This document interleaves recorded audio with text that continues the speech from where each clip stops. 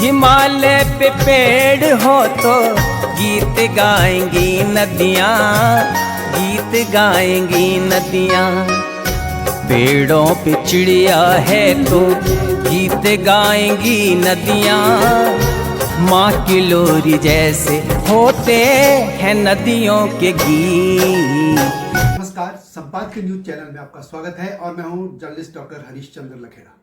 आज मैं दिल्ली से यहाँ सुल्तानपुर में आया हूं। आप जानते होंगे सुल्तानपुर उत्तर प्रदेश में है और मेरे साथ हैं डॉक्टर डीवी सिंह, जो मूलतः चुनार बनारस के रहने वाले हैं और लहसुन जहरी खाल जो कॉलेज है, डिग्री कॉलेज, उसमें बॉटनी के एचओडी थे। उन्होंने लगभग 6 साल वहाँ बिताए। 6 साल में वहाँ के लोगों ने उन पर जो भी एक अमिट छाप छोपी या जो भी उनके अनुभव है, आज वही बात करेंगे। तो सबसे पहले मैं डॉक्टर साहब से ये पूछूंगा कि आप जहरी खाल में थे, आपको पहाड़ के लोग कैसे लगे, क्या था आपका अनुभव, थोड़ा ये हमें शेयर कीजिए। मैं 7 अक्टूबर 1980 को जहरी खाल में ज्वाइन किया। पहले मैं बीएचयू का प्रोडक्ट था बनारस का।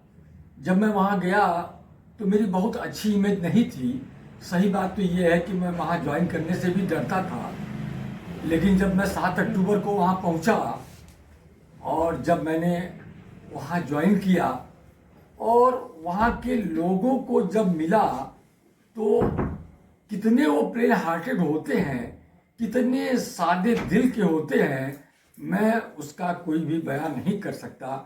कारण ये है कि मैं तो ऐसी जगह से गया था जहाँ लूट खसोट ये सब होता है। घर में जब मकान लिया, वहाँ पे श्री जगदम्बा प्रसाद धस्माना जी थे, वो अपने घर हमको ले आए, यह कह कर कि मैं आप जैसे आदमी को चाहता हूँ। मैंने देखा, वहाँ पे लोगों को देखा, एक एक आदमी को परखा। 6 साल रहा, 6 साल बिताया, न चोरी न चमारी। घर में ताला लगा रहा था। किसी बुढ़ी माँ ने कहा कि भैया यहाँ ताला नहीं लगता, ये पहाड़ है। अरे कहाँ प्लेन से आया हुआ आदमी जहाँ सामान एक जगह रखिए उड़ जाता है, वहाँ एक पहाड़। अरे वाह, क्या पहाड़ है। मैं आज भी कहता हूँ कि यदि किसी ने पहाड़ नहीं देखा है तो वह जा कर के कुछ दिन ही सही, यदि वो पहाड़ में नौकरी करता है तो वह पहाड़ को भूल नहीं सकता। वहाँ के लोगों को के दिल को छूने वाली बातें वहाँ वो करते हैं। बहुत प्लेन हार्टेड होते हैं। कभी प्लेन वालों से कोई गलती हो भी जाती है तो वो हमेशा आपको बताएंगे कि आप भाई कहाँ से आए हो, आपको यहाँ कैसे रहना है। मैं आज भी यह फक्र के साथ कह सकता हूँ कि कोई आदमी नौकरी स्टार्ट करता है या कभी भी उसको एक बार पहाड़ में जरूर जाना चाहिए, क्योंकि वहाँ पे दुकान, खाना पीना, कोई भी चीज़ आपको एक नॉर्मल वे में नहीं मिलेगा। वहाँ तो ये है कि वो आपको तहे दिल से आपको पहले वो दे देंगे, क्योंकि वो जानते हैं कि आप सुविधा भोगी हैं। वहाँ जाइए, तहे दिल से रहिए। एनवायरमेंट मैं आज बता रहा हूँ, बाई चांस की बात है, मैं 6 साल वहाँ रहा। कभी भी न मुझे न मेरी पत्नी को 6 साल में कभी बुखार नहीं आया, कभी कोई छींका तक नहीं, केवल नाक बहता था। पहाड़ में हम लोग रहते थे और अच्छी तरह से हम लोगों ने जिया है वहाँ पे।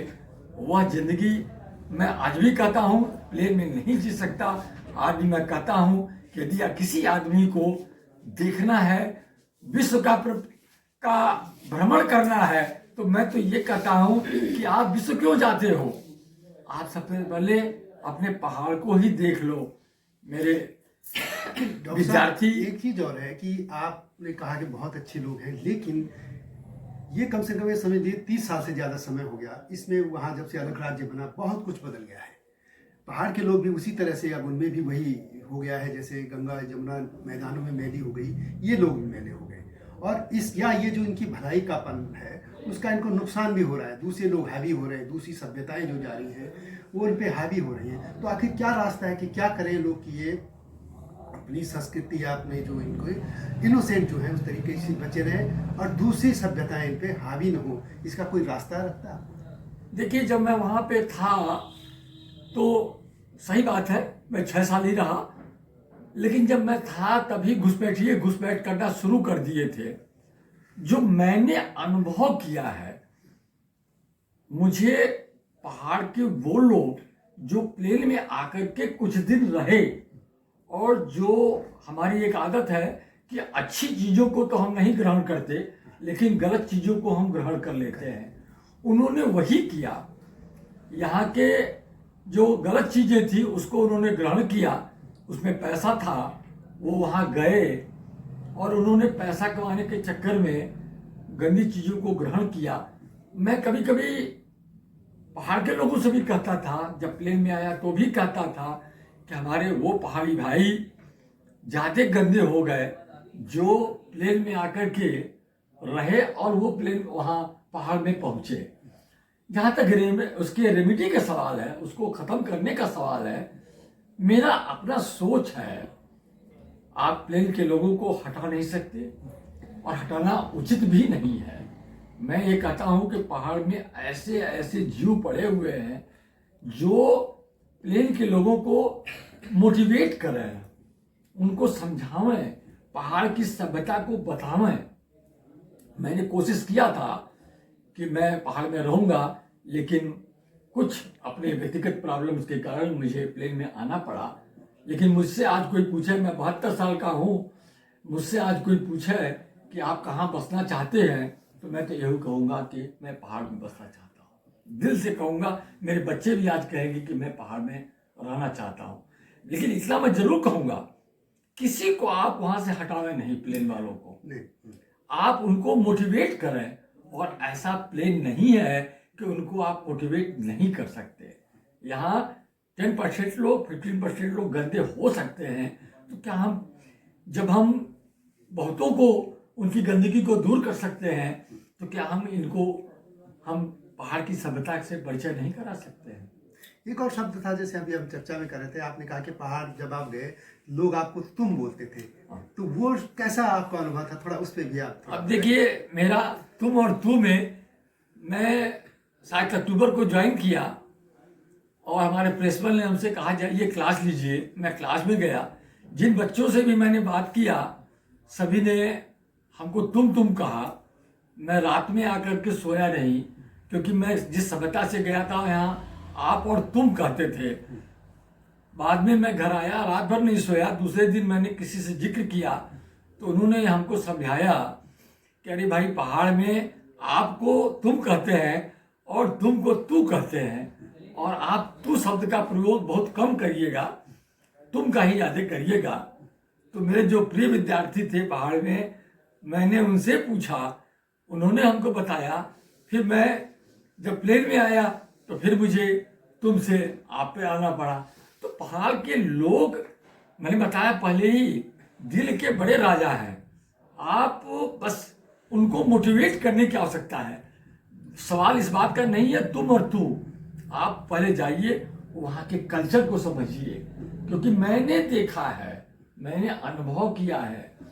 मैंने किसी पहाड़ के लोगों से प्लेन की तरह बात किया तो उन्होंने हमको समझाया। मैं यही चाहता हूँ कि हर प्लेन वाले को, यदि पहाड़ के हमारे भाई बंधु जो हैं, वह उनको यदि समझावें, तो ऐसा प्लेन का आदमी नहीं है कि वह नहीं समझेगा। जब मैं समझ सकता हूँ तो वह क्यों नहीं समझेगा। अपने पहाड़ी भाइयों से मुझे यह निवेदन है कि हिल और प्लेन की भावना को खत्म करें।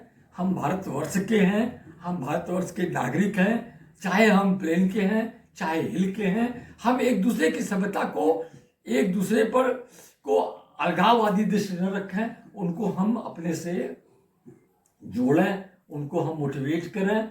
हम निश्चित रूप में सफलता प्राप्त करेंगे, ऐसा मेरा मानना है। हाँ, वास्तव में दो बातें मैं क्लियर कर दूं कि जो आप शब्द है, वैसे वो न संस्कृत में कहीं आप मिलता है और न हिंदी में। ये सब ये जो मुस्लिम लोग थे उनकी है सभ्यता। ठीक है, हमको सब भाषाओं को लेना चाहिए, लेकिन मूलतः यदि हम अपनी हिंदू सभ्यता की बात करें, उसमें तुम और तू है। माँ और ईश्वर के लिए तो तू ही कहा जाता है, जो प्रिय है अपना। दूसरी तरफ मैदानी और पहाड़ीपन का जब आंदोलन थोड़ा हुआ था और यहाँ मुलायम सरकार ने कुछ अत्याचार कितने हुए भावना जरूर आई थी, लेकिन ऐसा नहीं है। हम तो ये कहते हैं कि हिमालय के जो इंटीरियर इलाके हैं, जो ग्लेशियर है, संवेदनशील है, वहाँ किसी को भी जाने से कम लोगों को भेजिए, ये है मामला। और गांव की जमीन पे जो सरकार ने रूल बनाया था वो उस पे गांव की जमीन छोड़ दो, बाकी कहीं भी अच्छे लोगों का हम भी स्वागत करते हैं। अच्छे लोग आएंगे तो हम भी समृद्ध होंगे। जैसे पंजाब और हरियाणा की समृद्ध संस्कृति हिमाचल गई तो वो समृद्ध हो गए। हमारे यहाँ क्या हुआ कि जो इधर जो रुहेलखंड कहेंगे जिसको, चाहे वो रामपुर हो, नजीबाबाद हो, आगे सहारनपुर, वहाँ से मैक्सिमम वे लोग गए जो जिनको हम कहें कि वो उस तरह के सिविलाइज नहीं थे, जो वहाँ अपराध कर रहे हैं, जमीन घेर रहे हैं, दूसरे कई धर्मों कई तरह से, मैं बोलना भी नहीं चाहता, आप सभी जानते हैं। तो उनको लेकर लोगों में गुस्सा जरूर है कि वो सभ्यता पे कर रहे हैं, संस्कृति पे कर रहे हैं, हमला कर रहे हैं, उन बात है। बाकी हिल और उसका ऐसा कोई है भी नहीं। तो ये थे हमारे साथ डॉक्टर DV सिंह जी। तो हम ये कोशिश करेंगे और कि हमारे लोग भी इस चीज़ को समझें कि जो जिस तरीके से हम लोग थे पहले वैसे ही बने रहें, और जो दूसरे लोग आए हैं उन जो वहाँ पे आ रहे हैं, जो समृद्ध हैं, मतलब समृद्ध में पैसे से मत में, संस्कृति से सभ्यता है, उनका हमें स्वागत करना चाहिए पहाड़ में। जितने हम लोग भी मैक्स कई बड़ी लोग तो यहीं से मैदानों से गए थे वहाँ, तो हम लोग वहीं घुल मिल गए, ये भी सब घुल मिलेंगे, तो ये उस संस्कृति को अच्छा ही करेंगे। तो ये थी बातचीत हमारी डॉक्टर साहब से। अगली वीडियो की प्रतीक्षा कीजिए और ये वीडियो कैसी लगी कमेंट में अवश्य लिखिएगा। और तब तक नमस्कार, जय हिमालय, जय भारत।